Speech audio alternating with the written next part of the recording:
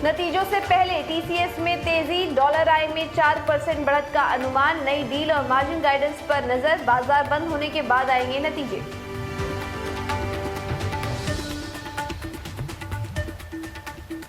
आज हो सकता है एयर इंडिया के नए मालिक का ऐलान, टाटा सन्स रेस में सबसे आगे।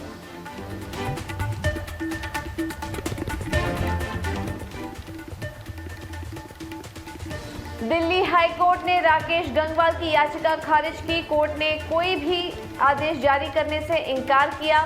राकेश गंगवाल को $25,000 जमा करने को कहा।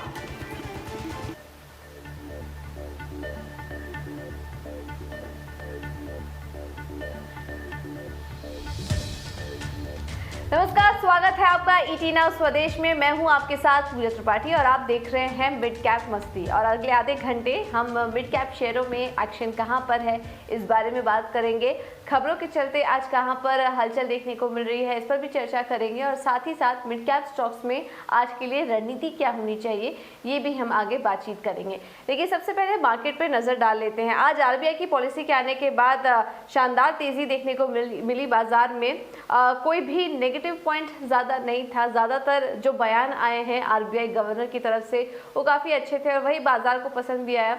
इस वक्त देखिए 17,900 के ऊपर भी निफ्टी निकल गया था। अभी भी मजबूती के साथ आधा % मजबूती के साथ 17,860 के आसपास कारोबार कर रहा है।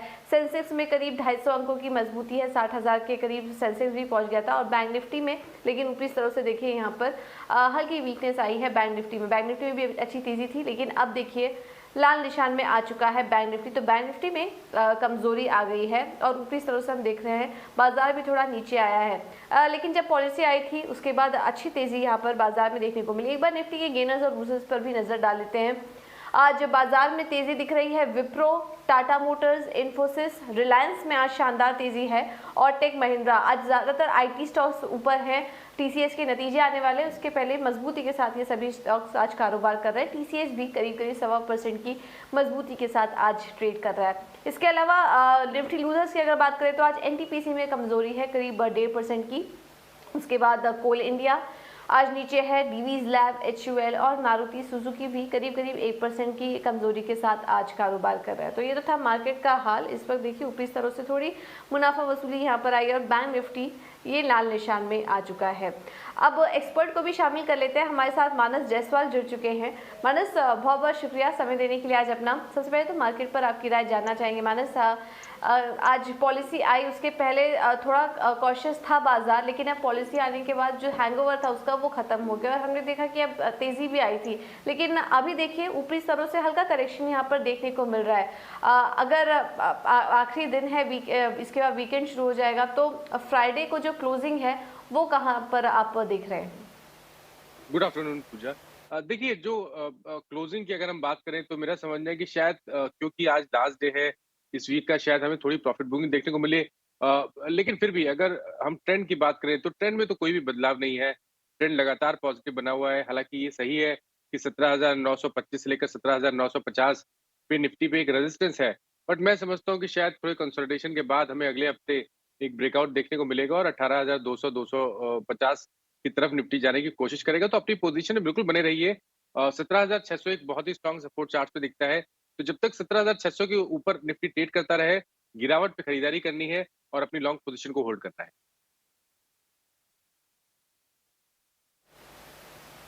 ओके, ठीक है। तो ये राय यहाँ पर आपको दे दी गई है बाजार में। चलिए अब मिड कैप में कहाँ पर एक्शन देखने को मिल रहा है ये भी समझ लेते हैं। और इस वक्त उसका पूरा मार्केट का हाल समझाने के लिए हमारे साथ इस वक्त शरद दुबे भी मौजूद है। शरद, गुड आफ्टरनून। बताइए सबसे पहले तो मिड कैप एक्शन में बजिंग स्टॉक्स कौन से हैं वो बताइए। गुड आफ्टरनून पूजा। तो सबसे पहले निफ्टी जो है थोड़ी सी अच्छी ओवर परफॉर्म कर रही है ब्रॉडर इंडिसेस को देखा जाए, और कुछ कुछ पॉकेट्स है जहाँ पे अच्छी मूवमेंट देखने को मिल रही है। जैसे कि आप प्लेटफॉर्म स्टॉक्स ले लीजिए, कंज्यूमर ड्यूरेबल स्टॉक्स ले लीजिए, आईटी और होटल स्टॉक्स में भी जो है लगातार अच्छी मोमेंटम देखने को मिल रही है। हल्की सी मुनाफा वसूली तो रियल एस्टेट पैक में देखने को मिल रही है। थोड़ी सी टेक्सटाइल स्टॉक्स में भी जो इन वोग थे पिछले एक हफ्ते या 2 हफ्ते के ट्रेडिंग में। मिड कैप गेनर्स की बात करते हैं तो सबसे पहले नज़ारा टेक रहेगा फोकस में। स्टॉक जो है बहुत अच्छा कर रहा है, ऑलमोस्ट 15% अप हो गया दिन के ट्रेड में। और कल ही जो है 315 करोड़ उन्होंने रेज़ की थी मार्की इन्वेस्टर्स से, जैसे प्लूटस वेल्थ मैनेजमेंट, और उन्होंने एक एक्विजिशन भी की थी एक गेमिंग कंपनी की। तो आज जो है स्टॉक में बहुत पॉजिटिव मूवमेंट देखने मिल रहा है। अशोका बिल्डकॉन भी है, ऑलमोस्ट अच्छी मूवमेंट देखने मिल रही है, 6 से लेकर 7% तक। वॉकआउट फार्मा, पॉलीकैब, ये तीनों स्टॉक्स भी भाग रहे हैं।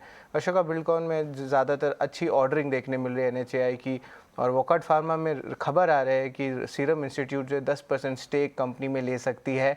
और पॉलीकैब में होम इंप्रूवमेंट का थीम का जो है रब ऑफ देखने मिल रहा है। मिड कैप लूजर्स भी रहेंगे, जैसे मैंने कहा बिकावली देखने में हो रही है आपके रियल एस्टेट पैक में, और थोड़ी सी आदित्य बिरला फैशन रिटेल में भी, क्योंकि उसमें भी एक अच्छी मूवमेंट देखने मिली थी अनलॉक थीम पे। तो ये सारे स्टॉक्स जो है 2 से लेकर 6% तक जो है डाउनटिक देखने मिल रहा है। मिड कैप IT स्पेस रहेगा फोकस में। और आज TCS के नतीजे हैं, तो सबसे पहला निफ्टी कंपनी और IT का भी जो है ये पूरा टोन सेट करता है। और जो प्रीव्यूज़ हमने देखे हैं उसमें एक अच्छे एक्सपेक्टेशंस कि जो ओवरऑल नंबर्स के बारे में कहेंगे और अच्छे डील्स देखने को मिलेंगे TCS के। तो नतीजे एक्सपेक्टेशन से अच्छे होंगे।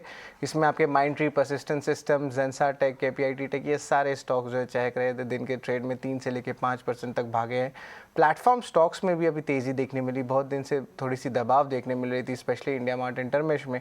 लेकिन आप देखिए IRCTC 5000 के करीब है, और MCX, एफले और इंडिया मार्ट, ये सारे स्टॉक्स भी 3 से लेकर 6% भागे हैं। कुछ एक खबर भी आई है पूजा, तो आपके मिड कैप स्पेस में जो इंडिगो की खबर है जो मैं एड्रेस करना चाहूँगा। तो प्रमोटर्स की टसल हो रही थी और फिर दिल्ली हाई कोर्ट ने एक इम्पॉर्टेंट जजमेंट पास करा है। उन्होंने कहा है कि जो राकेश गंगवाल हैं उनकी याचिका को खारिज कर दी गई है। और दिल्ली हाई कोर्ट ने यह भी कहा है कि जो आदेश जारी करने की जो है वो इनकार कर दिया। अब उनको जो है जुर्माना ऑलमोस्ट $25,000 का भरना पड़ेगा। तो ये एक अपडेट आया है आपके इंटरग्लोब एविएशन के ऊपर।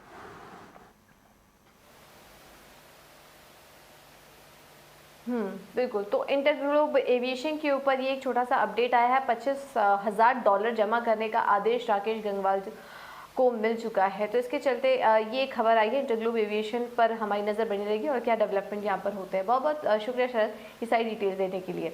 चलिए, हमने आपको मिड कैप में कहाँ पर एक्शन है ये भी बताया, और एक एक करके स्टॉक्स पर भी डिस्कस कर लेते हैं। आज तो IT शेयरों का दिन है। आज TCS के नतीजे भी आने वाले हैं, और उसके पहले लार्ज कैप में तो एक्शन है ही, लेकिन उसके अलावा देखिए जो छोटे मझोले काउंटर्स हैं वहाँ पर भी